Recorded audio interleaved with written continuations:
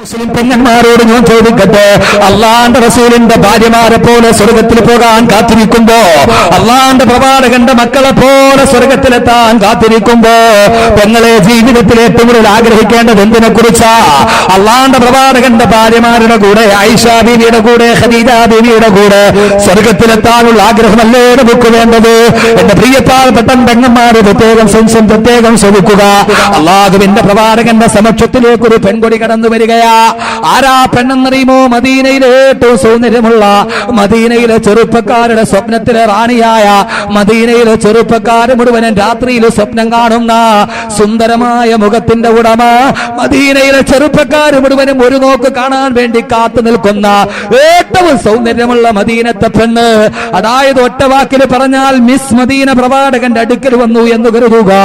അള്ളാന്റെ പ്രവാചകന്റെ അടുക്കലേക്ക് കടന്നു വന്ന ഏറ്റവും സൗന്ദര്യമുള്ള പെണ്ണ് പറയുന്നു, നബിയേ, നഫ്സി ഫിദാഉൻ ലക യാ റസൂലല്ലാഹ്,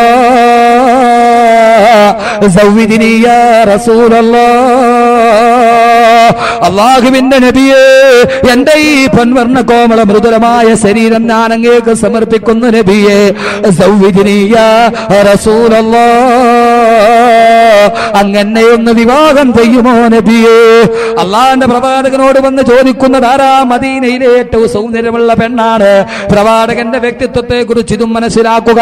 പ്രവാചകനെ സ്ത്രീലംബനായി ചിത്രീകരിക്കുമ്പോ യുക്തിവാദികളുടെ നേതാവായ ഇടമറകടക്കമുള്ള ആളുകൾ മുഴുവനും പ്രവാചകനെ സ്ത്രീലംബടന്മാരായി ചിത്രീകരിക്കുമ്പോ ആധുനിക രാഷ്ട്രീയ മതമേലധ്യക്ഷന്മാരുടെ വ്യക്തിത്വം അളക്കാൻ അവരുടെ അടിച്ചുതടിക്കാരിയായ പെണ്ണിന്റെ അടിവസ്ത്രം പോലും ലാഭിലയച്ച് പ്രതിശോധിക്കേണ്ട കാലഘട്ടത്ത് അള്ളാന്റെ പ്രവാചകന്റെ അടുക്കലേക്ക് വന്നിട്ട് മദീനയിലെ ഏറ്റവും സൗന്ദര്യമുള്ള മിസ് മദീന പ്രവാചകനോട് പറയുന്നത് എന്താ? നബിയേ, എന്റെ ഈ സുന്ദരമായ ശരീരം ഞാൻ അങ്ങേക്ക് സമർപ്പിച്ചു നബിയേ, സവ്വിദിനി യാ റസൂലല്ലാഹ്, അങ്ങനെ ഒന്ന് വിവാഹം ചെയ്യുമോ നബിയേ? ഒന്നാലോചിച്ചു നോക്ക്. മിസ് കാവ്യാമാടവം വന്നിട്ട് നമ്മളോടൊന്ന് വിവാഹം ചെയ്യാൻ പറഞ്ഞാൽ നമ്മുടെ പ്രതികരണം എന്താ? ഈ 14 ലോകം കിട്ടിയ സന്തോഷമല്ലേ? അള്ളാന്റെ പ്രവാചകൻ ആ പെണ്ണിനോട് പറയുന്നു, പെണ്ണേ, നിന്റെ ആഗ്രഹം പൂവണിയുന്നതല്ല, നടക്കുന്നതല്ല.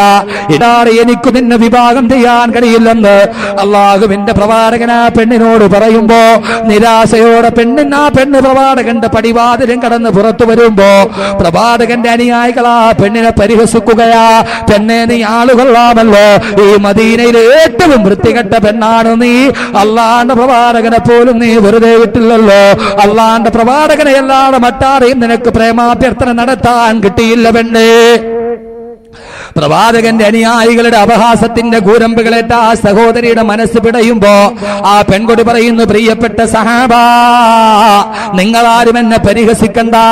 അള്ളാന്റെ പ്രവാചകനോട് ഞാൻ എന്നെ വിവാഹം ചെയ്യാൻ ആവശ്യപ്പെട്ടത് എന്റെ വികാരത്തിന്റെ പൂർത്തീകരണത്തിനല്ല, എന്റെ വികാരത്തിന്റെ വേലിയേറ്റം എനിക്ക് പിടിച്ചു നിർത്താൻ കഴിയാത്തത് കൊണ്ടല്ല, എന്റെ ആഗ്രഹത്തിന്റെ പൂർത്തീകരണത്തിനുമല്ല. അള്ളാന്റെ പ്രവാചകനോട് ഞാൻ എന്നെ വിവാഹം ചെയ്യാൻ ആവശ്യപ്പെട്ടത് അള്ളാന്റെ പ്രവാചകൻ എങ്ങാനും എന്നെ ഒന്ന് വിവാഹം ചെയ്താൽ പ്രവാചകന്റെ പത്നി എന്ന പദവിക്ക് ഞാൻ അർഹയാകുമല്ലോ. ആയിഷ ബീവി അടക്കമുള്ള, ഖദീജ ബീവി അടക്കമുള്ള പ്രവാചകന്റെ പത്നിമാരുണ്ടല്ലോ. ആയിഷത്തും വ ഹഫ്സത്തും വ സൗദ, സഫിയത്തും മൈമൂനത്തും വ റംല, ഹിന്ദും വ സൈനബുൻ ഖദാ ജുവൈരിയ, ലിൽ മുഅ്മിനീന ഉമ്മഹാത്തുൻ മർദിയ. ആയിഷ ബീവി അടക്കമുള്ള, ഖദീജ ബീവി അടക്കമുള്ള പ്രവാചകന്റെ പത്നിമാർക്ക് നാളെ അല്ലാഹു സ്വർഗത്തിൽ കൊടുക്കുന്ന പ്രതിഫലമുണ്ടല്ലോ.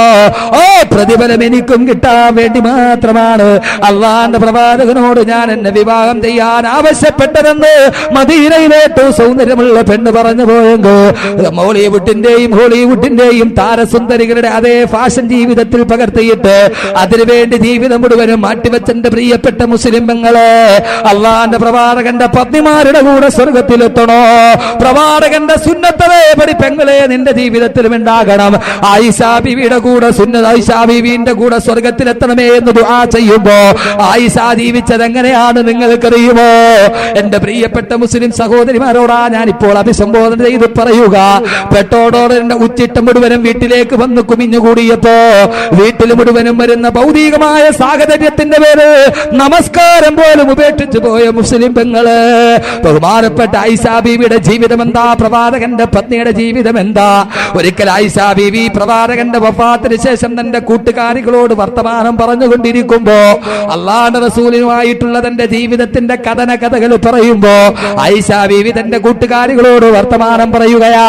അക്കൂട്ടത്തിൽ ആയിഷ ബീവി പറഞ്ഞു, ഒരു ദിവസം രാത്രിയിൽ ഞാൻ എന്റെ വസ്ത്രം തുന്നിക്കൊണ്ടിരുന്ന എന്റെ സൂചി താഴെ വീണുപോയി. ഇരുട്ട് കാരണത്താൽ കാണാൻ കഴിഞ്ഞില്ല. ആ താഴെ വീണ സൂചി ഞാൻ എന്റെ കൈകൾ കൊണ്ടിങ്ങനെ മെല്ലെ പരതി നോക്കുമ്പോ ഇരുട്ട് കാരണത്താൽ കാണാൻ കഴിയാതെ ആ സൂചി എന്റെ ഉള്ളം കൈയിലേക്ക് തുളച്ചു കയറി. എന്റെ കൈയിലൂടെ രക്തം ധാരധാരയായിട്ട് ഒഴുകാൻ തുടങ്ങി. ഞാൻ പേടിയോടെ പ്രവാചകന്റെ അടുക്കലേക്ക് രക്തമൊലിക്കുന്ന എന്റെ കൈപ്പത്തി കാണിക്കുമ്പോ അവിടുത്തെ അല്ലാഹുവിന്റെ റസൂൽ അദ്ദേഹത്തിന്റെ റിസാലത്തിന്റെ ഉമിനീരെടുത്ത് എന്റെ മുറിവിലേക്ക് പുരട്ടി തന്നപ്പോ എന്റെ വേദനയെല്ലാം മാറിപ്പോയി, എനിക്ക് ആശ്വാസമായി എന്ന് വെറുതെ നാട്ടുവർത്തമാനത്തിന്റെ ഇടയിൽ ആയിഷ ബീവി കൂട്ടുകാരികളോട് പറയുമ്പോ കേട്ടുനിന്ന് കൂട്ടുകാരി ചോദിച്ചത്ര, ആയിഷ, പാതിരാത്രിയിൽ താഴെ വീണുപോയ സൂചി അതിങ്ങനെ കൈകൊണ്ട് തട്ടിയെടുത്തത് കൊണ്ടല്ലേ ഉളച്ചു കയറിയത്? ആ സമയത്ത് നിനക്ക് വിളക്ക് കത്തിച്ചിട്ടങ്ങോട്ട് നോക്കിക്കൂടായിരുന്നോ? കൂട്ടുകാരി ചോദിച്ചു കഴിയുമ്പോ ആയിഷാന്റെ മറുപടി എന്താണെന്നറിയുമോ? എന്താ നീ ചോദിച്ചത്? വിളക്ക് കത്തിച്ചിട്ട് നോയിക്കൂടായിരുന്നോ എന്നോ?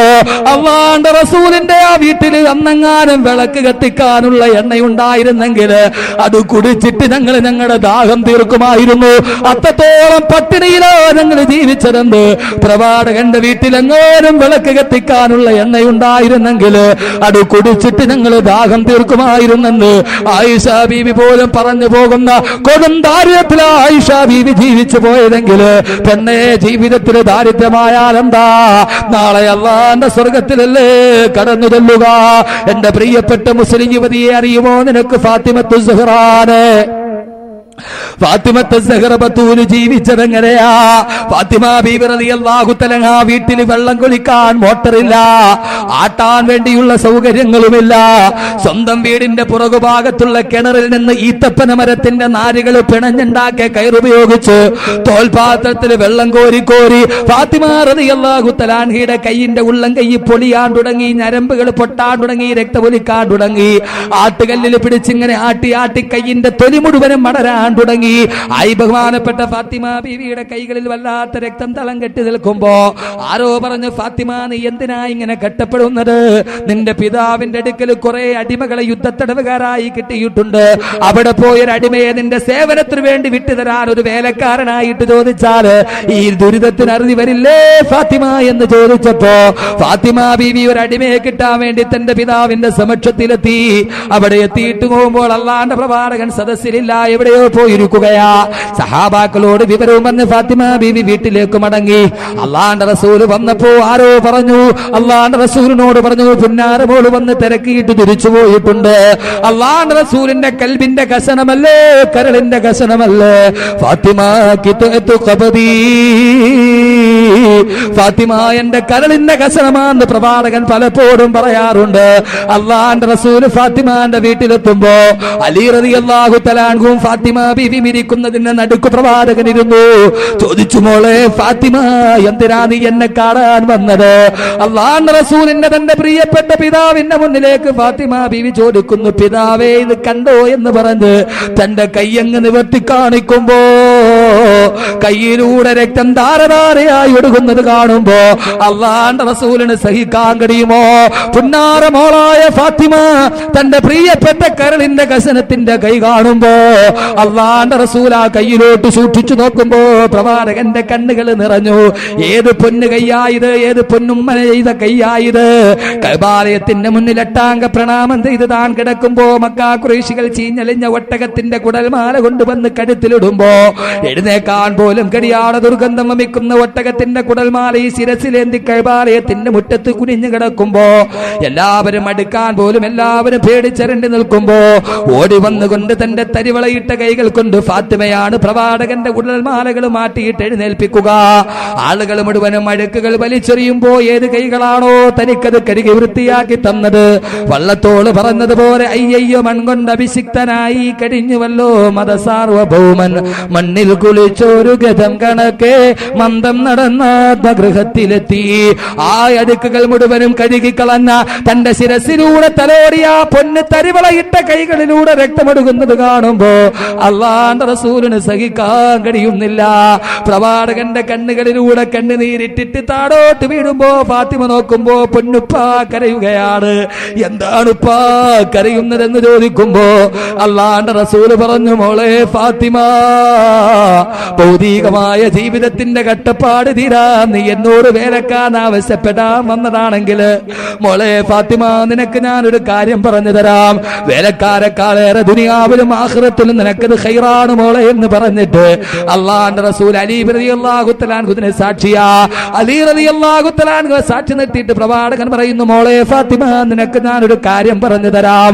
ദുനിയാവിലും ആഖിറത്തിലും നിനക്കത് ഖൈറാണ് മോളെ എന്ന് പറഞ്ഞിട്ട് പറയുന്നു, കിടക്കാൻ വേണ്ടി നീ വിരിപ്പിലേക്ക് പോകുന്നതിന് മുമ്പ് ആയത്തുൽ കുർസിയും ഫാത്തിഹയും ഓതിയതിനു ശേഷം നീ 33 പ്രാവശ്യം സുബ്ഹാനല്ലാഹ് പറഞ്ഞു, 33 പ്രാവശ്യം അൽഹംദുലില്ലാഹ് എന്ന് പറഞ്ഞു, 34 പ്രാവശ്യം അല്ലാഹു അക്ബർ എന്ന് പറഞ്ഞിട്ട് കിടന്നുറങ്ങിക്കോ.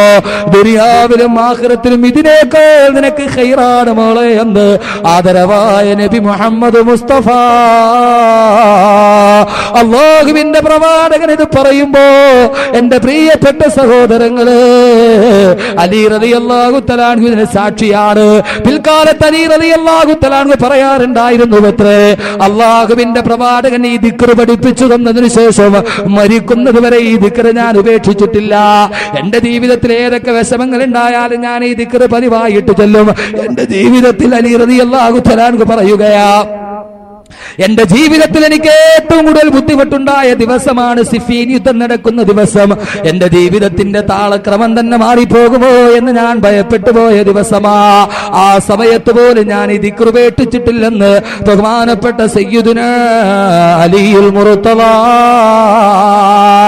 ജീവിതത്തിന്റെ കട്ടപ്പാടുകളിൽ നട്ടം തിരിയുമ്പോഴും മോളെ സുബ്ഹാനല്ലാഹ് പറഞ്ഞോ എന്ന് പറഞ്ഞു കൊടുത്ത അല്ലാഹുവിന്റെ റസൂലിന്റെ ജീവിതം ഏത് വീട്ടിലാ എന്നുള്ളത് ഭൗതികമായ ജീവിതത്തിന്റെ താളത്തിൽ പെട്ടുപോയിട്ട് കടൽ കടന്നെത്തിയ വിദേശ സംസ്കാരത്തെ കെട്ടിപ്പിടിക്കാനും വാരിപ്പുണരാനും ഈ സമുദായം തരുമ്പോ എന്റെ പ്രിയപ്പെട്ട മുസ്ലിം ചെറുപ്പക്കാരാ, നിങ്ങളോടാണ് ഞാൻ പറയുന്നത്, സിനിമാ താരങ്ങളെയും ക്രിക്കറ്റ് താരങ്ങളെയും കടന്നുറക്കുന്ന ബെഡ്റൂമിന്റെ ചുമരുകളിൽ അവരുടെ ഫോട്ടോയും പതിച്ചിട്ട്